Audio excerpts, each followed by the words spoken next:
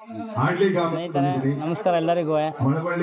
ನಮ್ಮ ಉತ್ತರ ದೇವಸ್ಥಾನಕ್ಕೆ ಬಂದಿದ್ದಾರೆ. ನಿಮ್ಗೆ ಗೊತ್ತಿರೋ ಮಟ್ಟಿಗೆ ಶಿವಾರು ಮೇಸ್ರವರವರು ಹರಿಕತೆ ತುಂಬಾ ಅದ್ದೂರಿಯಾಗಿ ಮಾಡ್ತಾರೆ. ಇವರು ಯೂಟ್ಯೂಬ್ ಚಾನಲ್ ನೋಡ್ತಾ ಇರ್ತೀನಿ, ತುಂಬಾ ಚೆನ್ನಾಗಿರ್ತದೆ. ನಮ್ಮ ಹುರುಳಿಕ್ಯಾತ್ನಳ್ಳಿ ಗ್ರಾಮಕ್ಕೆ ಬಂದು ನಮ್ಮ ರಸಮಂಜರಿ ಕಾರ್ಯಕ್ರಮ ನಡೆಸಕ್ಕೆ ಬಂದಿದ್ದಾರೆ. ಧನ್ಯವಾದಗಳು ಸರ್ ನಿಮಗೆಲ್ಲ.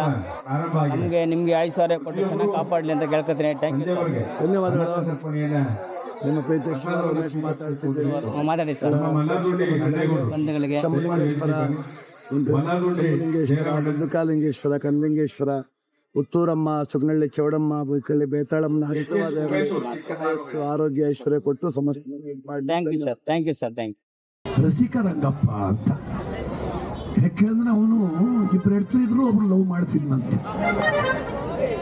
ಸೋಲಗುರು ಬೊಮ್ಮೇಗೌಡನ ಮಗಳು ಕುಸುಮಾಲೆ ರಂಗಮ್ಮನ್ ಲವ್ ಮಾಡ್ತಿದ್ನಂತೆ. ಇಬ್ಬರು ಹೆಡ್ತಿರಿ ಬಿಟ್ಬಿಟ್ಟು ಸರತ್ತಲ್ಲಿ ಕದ್ದಿ ಕದ್ದಿ ಕದ್ದಿ ಅವಳ ಮನೆಗೆ ಹೋಯ್ತಿದ್ನಂತೆ. ಯಾರು? ರಂಗಪ್ಪ.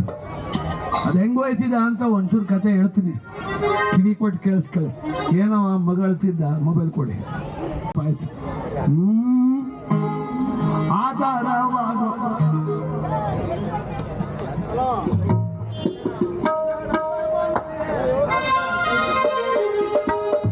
ಆಧಾರವಾಗೋದರಿಗೆ ಆದಿನಾರಾಯಣ ವೇದನಗಿರಿ ವೆಂಕಟರಮಣ ತನ್ನ ತಾನ ತಂದೆ ನಾನು ರಂಗಯ್ಯ. ಎಡದಲ್ಲಿ ತೂಳು ತಮ್ಮ ಬಲದಲ್ಲಿ ಭಾಗ್ಯಲಕ್ಷ್ಮಿ, ಎಡದಲ್ಲಿ ತೂಳು ತಮ್ಮ ಬಲದಲ್ಲಿ ಭಾಗ್ಯಲಕ್ಷ್ಮಿ. ಇಬ್ಬರ ನಡುವೆ ನಮ್ಮ ಗೋವಿಂದ ಕನ್ನಲ್ಲ. ಇವರು ಇಬ್ಬರ ನಡುವೆ ನಮ್ಮ ಗೋವಿಂದ ಕನ್ನಲ್ಲ. ತನ್ನ ತಾನನ ತನ್ನ ತಾನನ ತನ್ನ ತಾನ ತಂದೆ ನಾನು ರಂಗಯ್ಯ. ಬೆಳ್ಳಿ ಕಲ್ಲು ಬೆಟ್ಟದೊಳಗೆ ಬೆಳಗಿನ ರಂಗಪ್ಪ, ಬೆಳಗಿನ ಬೆಟ್ಟದ ಮೇಲೆ ಭಗವಂತ ನೆಲೆಗೊಂಡಿದ್ದಾನೆ. ಬಾಸಿಗರಾಯನ ಮಗಳಾದಂತ ಭಾಗ್ಯಲಕ್ಷ್ಮಿ ಬಲಗಡೆ, ತುಳಸಮ್ಮ ಎಡಗಡೆ, ಮಧ್ಯದಲ್ಲಿ ರಂಗಪ್ಪ. ಹೀಗಿದ್ರು ರಂಗಪ್ಪನಿಗೆ ನೆಮ್ಮದಿ ಇಲ್ವಲ್ಲಪ್ಪ. ಯಾಕೆ ಅಂದ್ರೆ ಎಡದಲ್ಲೊಬ್ಬಾಡ ಕಾಟ, ಬಲದಲ್ಲೊಬ್ಬಾಡ ಕಾಟ, ಎಡದಲ್ಲೊಬ್ಬಾಡ ಕಾಟ, ಬಲದಲ್ಲೊಬ್ಬಾಡ ಕಾಟ. ಇಬ್ಬರ ಮೇಲೆ ಬಲದಲ್ಲೊಬ್ಳು ಕಾಟ, ಎಡದಲ್ಲೊಬ್ಳು ಕಾಟ. ಇಬ್ಬರ ಮೇಲೆ ಲವ್ವರು ಕಾಟ. ಇವರ ಇಬ್ಬರ ಮೇಲೆ ಕೆಳಗೆ ಕಾಟ. ತನ್ನ ತಾನನ ತನ್ನ ತಾನನ ತನ್ನ ತಾನ ರಂಗಯ್ಯ.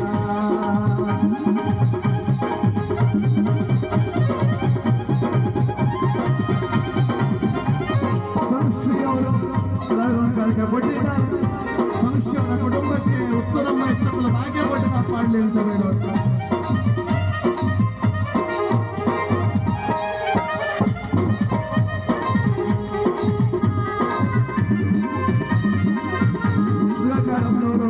ದೇಶದ ಕಲಾವಿದ ಕಾಣಿಕೆ ಕೊಟ್ಟಿದ್ದಾರೆ. ತಾಯಿ ಕುಟುಂಬಕ್ಕೆ ಭಗವಂತ ಆಶೀರ್ವಾದ.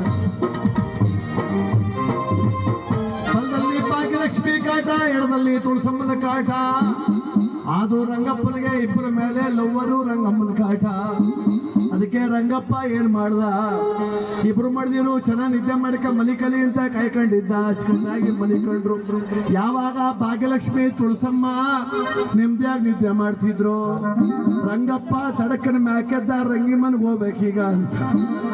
ಎಂತ ಒತ್ತದು ಕಾರೆಂಬ ಕತ್ತಲಿ ಅಂದ್ರೆ ಓರೆಂಬ ಮಳೆಯ ಒಳಗೆ, ಕಾರೆಂಬ ಕತ್ತಲಿ ಓರೆಂಬ ಮಳೆಯ ಒಳಗೆ. ಸ್ವಾಮಿ ವೈತಾನು ರಂಗಿ ಮನೆಗೆ ತಂದಲ್ಲ, ನಮ್ಮ ಸ್ವಾಮಿ ವೈತಾನು ರಂಗಿ ಮನೆಗೆ ತಂದಲ್ಲ. ತನ್ನ ತಾನನ ತಂದನ ತಾನನ ತನ್ನ ತಾನ ತಂದೆ ನಾನು ರಂಗಯ್ಯ. ಎಂತ ಟೈಮು ಅಂದ್ರೆ ಕರ್ನ ಕಟ್ಟನ್ ರಾತ್ರಿ ಜೋರಂತ ಸುರಿಯುವಂತ ಮಳೆ. ಆ ಮಳೆ ಒಳಗೂ ಏನ್ ಮಾಡಿಯಪ್ಪ ಆಸೆ ಹೊಂಟಬಿಟ್ಟ ರಂಗಮ್ಮನ ಮನೆಗೆ.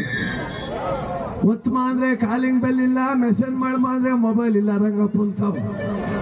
ರಂಗಮ್ಮ ನೆಲೆಸ್ಬೇಕಲ್ಲ, ಏನ್ ಮಾಡ್ದ ಇವನ್ ಕೈಲಿ ಸಂಕ ಇತ್ತಲ್ಲ, ಜಾಗಟ ಇತ್ತಲ್ಲ, ಏನ್ ಮಾಡ್ದ ಸಂಕ ಜಾಗೂಟೆ ನಾದ ಹಾಡವಾಗೆ ಅವನು ಸಂಕ ಜಾಗೂಟೆ ನಾದ ಹಾಡವಾಗೆ ತಾನ ತಂದನ ತಾನ ತಂದನ್ನ ತಾನ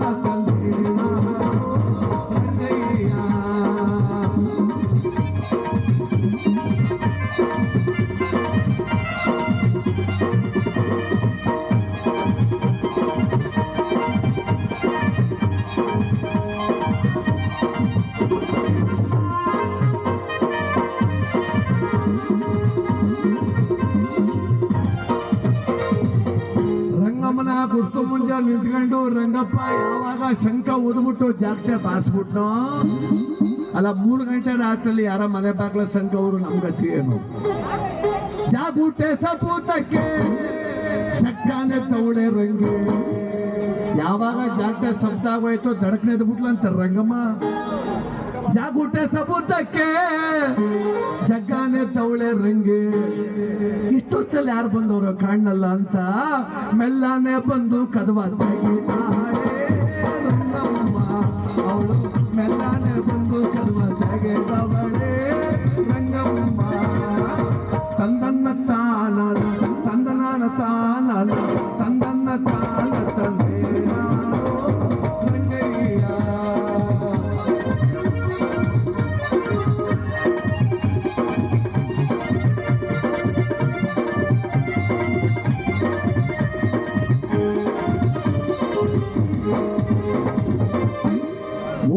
ರಾತ್ರಿಯಲ್ಲಿ ಮೆಲ್ಲಗೆ ಬಂದು ರಂಗಮ್ಮ ಕದವ ತಗದಿ ಇಣಕಿ ನೋಡಿದ್ರೆ ಏನ್ ರಂಗಪ್ಪ 6 ಅಡಿ ಉದ್ದಕ್ಕೆ ನನ್ನಂಗೆ ನಾಮ ಇಕ್ಕೊಂಡು ಸಂತ ಗಡ್ಡೆ ನಾತಾಕೊಂಡು ನಿಂತ್ಬಿಟ್ಟವನೇ ಒತ್ತೋದಕ್ಕೆ.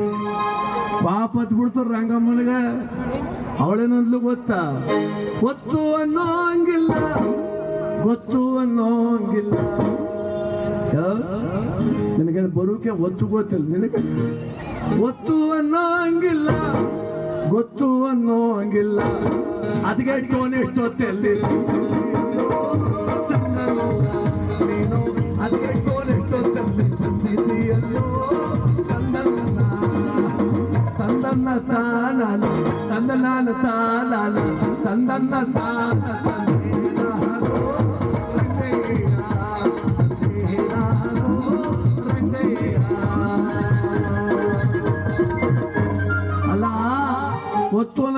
ಗೊತ್ತು ಅನ್ನಂಗಿಲ್ಲ ಅದಗೆಟ್ಟೋನೆ 3 ಗಂಟೆ ರಾತ್ರಿ ಬಂದಿದೆಯಲ್ಲೋ ಅಂದ್ರೆ ರಂಗಪ್ಪ ಅಂತಾನೆ ಒತ್ತು ಗೊತ್ತು ಕಟ್ಕ ಬಡ್ಕವೆ ಹೊಟ್ಟೆ ಸಿತ್ತದೆ ಇಟ್ಟು ಮಾಡು ಅಂತ.